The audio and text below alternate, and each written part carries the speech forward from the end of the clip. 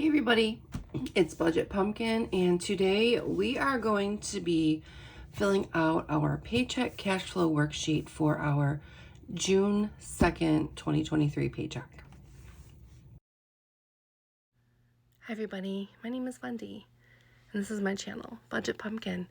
I'm on a journey to becoming debt-free, and I'm going to do that by making better financial decisions, one baby step at a time. On this channel, we're going to talk about things like budgeting, cash stuffing, planning, dealing with debt, and some savings challenges. If you'd like to follow along, please subscribe, like, and make a comment in the video. Thanks for being here. Okay, so how's everybody doing? I hope you're doing well. If you are new here, welcome. And if you're returning, thank you for joining me.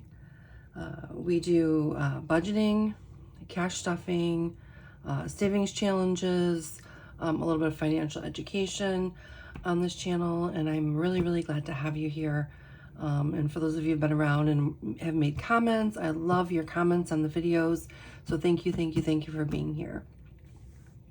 Our payday, so the pay period is actually June 2nd to June 15th, and if we look at our paycheck calendar, it's April, May, June. So I'm going to start filling more of these out. So I usually go maybe 6 months out. I don't typically do a full year on the calendar because things do change. So our $90 internet bill was covered from our last paycheck, so I had that set aside. So we have to cover all of our bills from June 2nd all the way up to the 15th, which, as you see, we have 1, 2, 3 paychecks in June. So with this paycheck, I'm going to cover up to the 15th. With the paycheck on the 16th, I'm actually going to cover through the end of the month. And then here on June 30th, and I don't have the calendar ready for that one yet, but here on the 30th, we're actually going to take this paycheck and pay all of our bills from like July 1st through the 15th. And what we're doing is, because we have a 3 paycheck month, and if you're paid on the same days bi-weekly like we are, you're gonna have what we call this a magic month where you get an extra paycheck. I'm using this paycheck to get 1/2 of a month ahead on our bills. I tried to do this in December of last year, and we just had like a ton of stuff happen, and I ended up having to use that money to pay off a few things, and I didn't really want to, but it was better to pay off with the cash that we had on hand and go back to budgeting payday to payday. So I'm really hoping this time this is going to stick. I do have to have a surgery in September. I'm going to be out for 6 to 8 weeks. We are saving money for that, but just in case something happens, I do know that we're a 1/2 of a month ahead, and if we had to, we could unbudget that money. So it's kind of like a little bit of a built-in savings fund. So our pay period is June 2nd to June 15th. And we had a bit of stuff happen this month. So, actually income, we're going to color it green. Here. So we're actually short this paycheck. My paycheck was short. And what happened was, I usually, if I have to do something at work that's like off-site, I usually email my boss on Monday morning to remind him what things I had going on and I was off-site for this or that. Well, I forgot about it on Monday because it was the Memorial Day holiday, and he forgot to pay me for a training day. So it's going to be on my next check, but it's making us short this check, so we're actually going to have to do stuff a little bit different. So my husband, he had a pretty normal check, no overtime really or anything. So he brought home $1,770.11. Me with my missing day, I brought home $1,500. $92.51.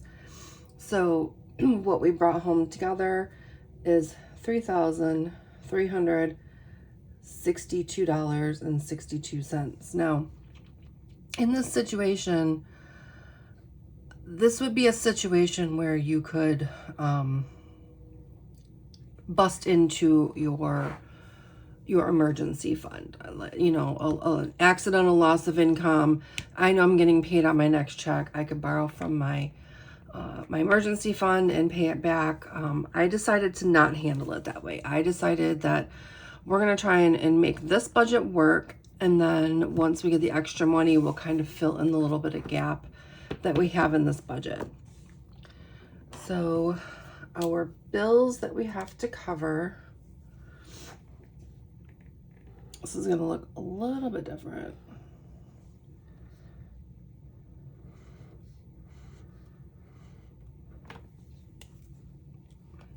Okay. So from our calendar, and I have everything written down on the side, and I'm not a math whiz. I've already pre-calculated this and like checked it in Excel, and with the calculator and everything. This just makes it easier for me to have everything pre-written on the side and then go from that list. But on the 5th, we have to pay the gas and electric, and we do $250. Now, I did do a video on how to calculate. So I do a pretty steady $250 per month for our gas and electric bill. And I actually have a worksheet. I have a worksheet where we calculated it all out and averaged out the bill. I should be setting $228.53 aside. I rounded up to $250 for the months. Now, my gas and electric are combined, so that means in the summer months, we're heading into some big money months here with our gas and electric bill.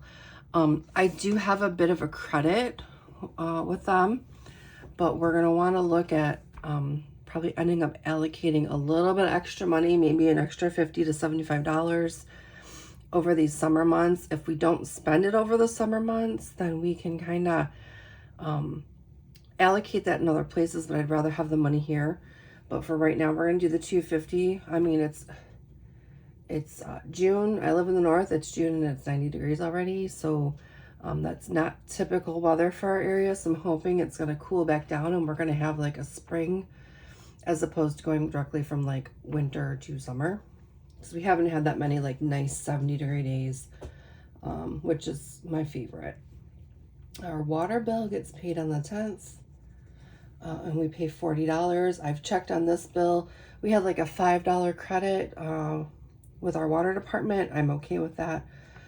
We don't tend to water the lawn or anything. We don't have a pool, so we don't have higher water usage in the summer. So that's good. So it's pretty steady. On the 11th, our cell bills is $300. On the 15th, we do our savings. And I do this as an automatic transfer, $75 to our savings account. And also on the 15th, we do our car insurance of $300. So, funny story about the cell phone bill. It is actually not this high. When I first started the channel, everyone was like, oh my gosh, you pay a lot of money for your cell phone bill. And I actually do. I was overpaying, and overpaying by like quite a bit. So I actually have like a $750 credit with the cell phone company. And what we decided to do was take that and we had to get new phones. My husband stopped charging and my phone was doing some weirdo stuff. So we got new phones, we upgraded them. We had to pay on a credit card to upgrade those phones because the cell company would not let us use our credit. So this $300 for our cell phone bills is actually going to go I paid the credit card. I took money out of a different savings, not an emergency fund, but a different savings that we had. So this $300 is actually going to go back into our savings. we'll have that paid off in about 2.5 months, and we'll be able to let the cell phone bill ride. I've already pushed it out. I'm not going to be making a payment on it until August, but I can bump that out further if needed if we still have a credit. So, and then probably September, you're going to see me reevaluate our cell phone bill, and we'll have a new amount here. Now, normally I would, so right now we have a total, and this is what I didn't add up. 3 and 3 is 600, 750, 790, plus 75 is 8. I just lost my numbers. I guess I better bust out the calculator. I just lost my numbers. So 600 plus 250 plus 40 plus 75. So $965 is what this is totaling right now. Typically what I would do is we like to, 1/2 of a month of this category is $127 or $28. It was $127 for this check. So I'm going to subtract, I'm sorry, 1,227. So 1,227, we're going to subtract that. That gives us $262 that we should be adding to our savings account to save for bills in the future. Now, we are a bit ahead in that savings category in the bank. And just so you know, to keep track of my stuff in the bank, I use a digital envelope system. So if you're new here, I only cash stuff these sinking funds down here in cash and our spending money. Everything else is stored in the bank, and I use a software called You Need a Budget to manage my digital envelopes for all of these categories up here. So I have a digital envelope for savings for bills. And so I should be putting $262 in there to get me to 1/2 of a month of bills.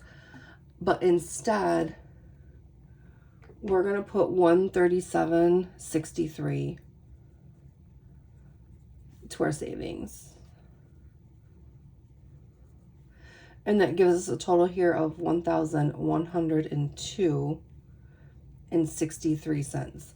So basically the shortfall of money that we need, I'm taking it out of what we're putting into our savings, because then when I get paid on my next check, I can replenish that. And this was even though it required some calculation, it was kind of the least disruptive way in my brain to correct the budget. So we are going to owe our bill savings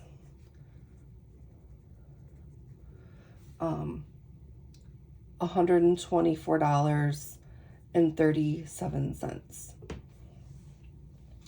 We're also going to owe some money for sinking funds, but we'll cover that in a little bit when we get to those categories. And then down here, 1102.63. Okay, and then our credit cards and debt, I'm going to highlight blue.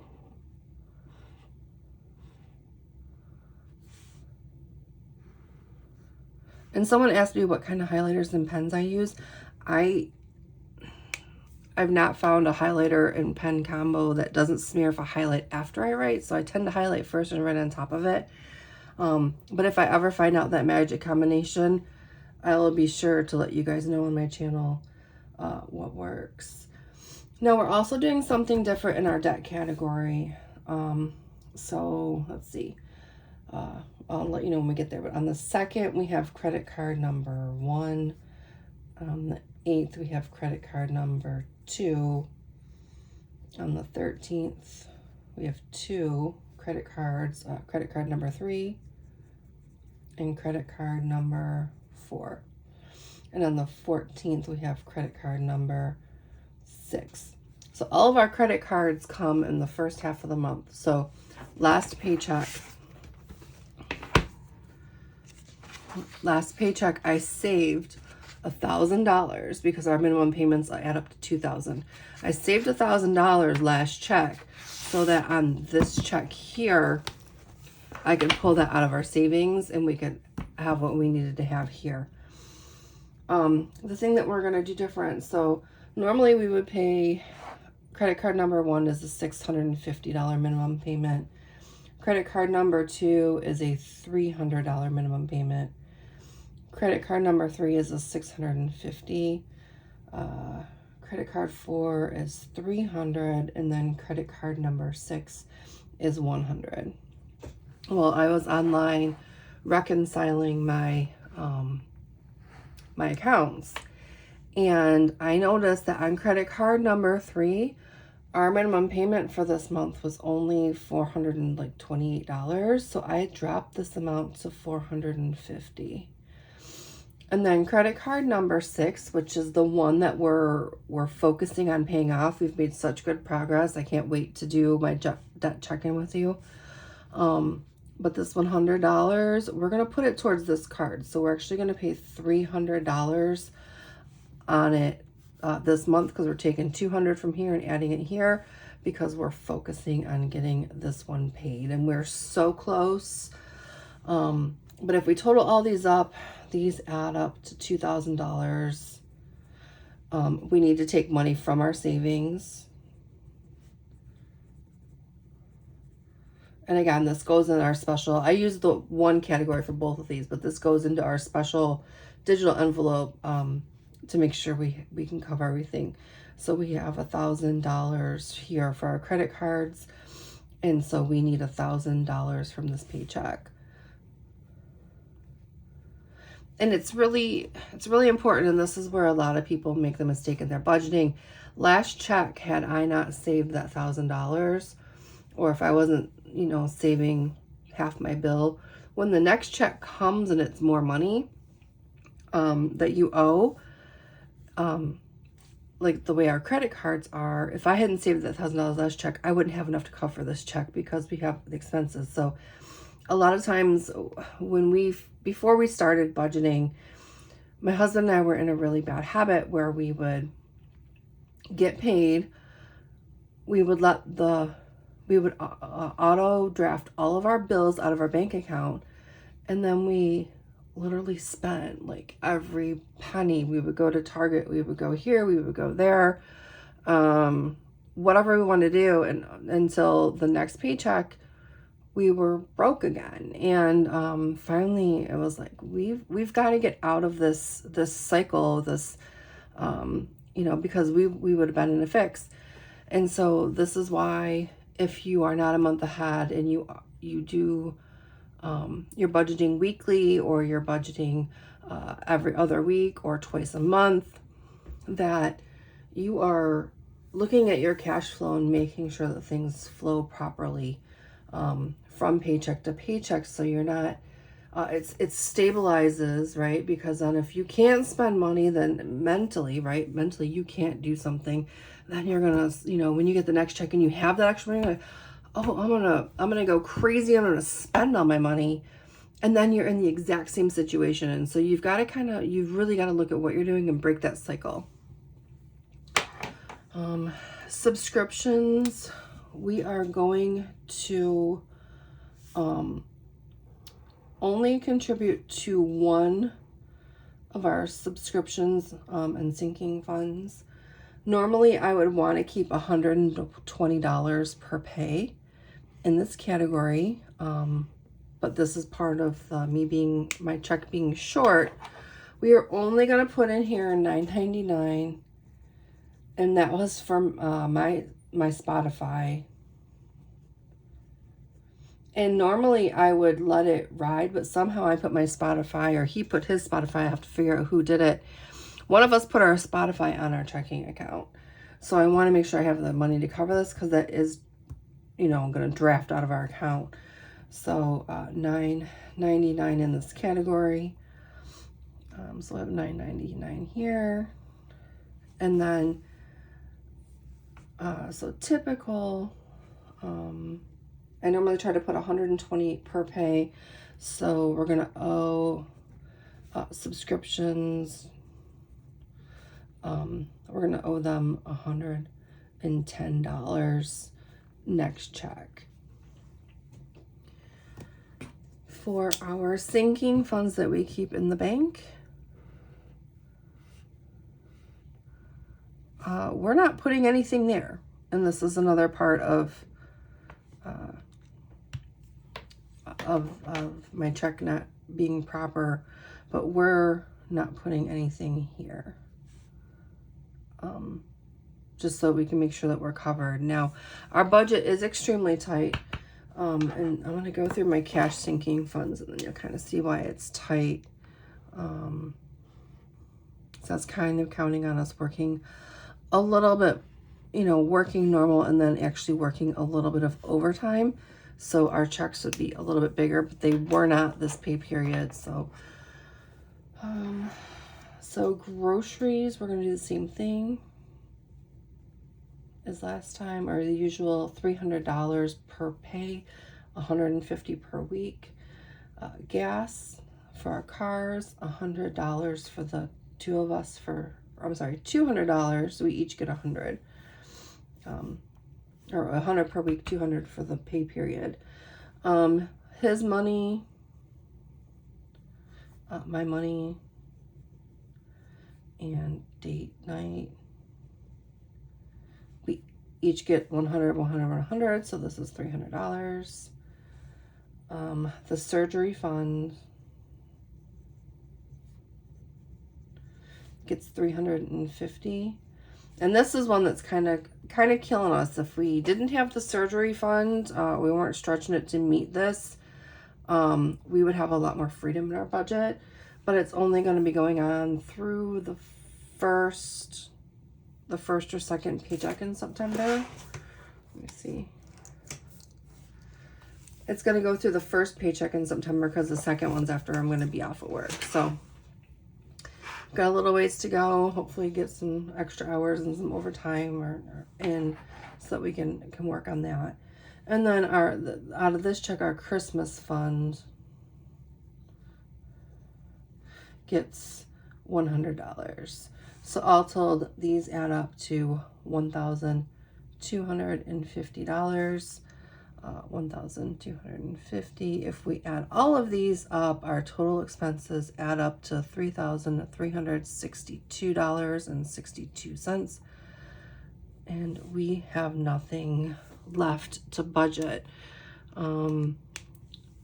That's it. We do a zero-based budget system. I find it more comfortable to know what everything is doing. Oh, I need to write down here on the bank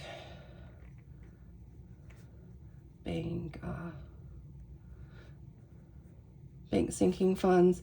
I try and put 180 per pay in there.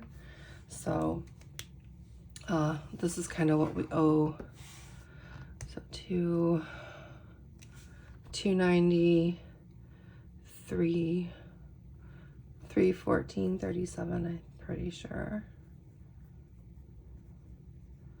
that we owe ourselves, you know, from our next paycheck, which slightly more than I was short, but I was also hoping for a little bit of overtime. So we do a zero-based budget because it's easier to hold ourselves accountable, to not spend money that we don't have, and make sure that everything is working and cash flowing properly. Again, thank you for being here. Thank you for watching. Definitely more content is coming. If you liked what you heard, please consider subscribing. If you have been hanging around for a while, please take my gratitude. I love you guys. I love the community that we're building. All of you are my accountability partners to make sure I'm doing this on a regular basis. So hopefully things that work for my brain work for your brain. And that's all that I have for you today. I will see you in the next video where we're going to be cash stuffing off of this budget.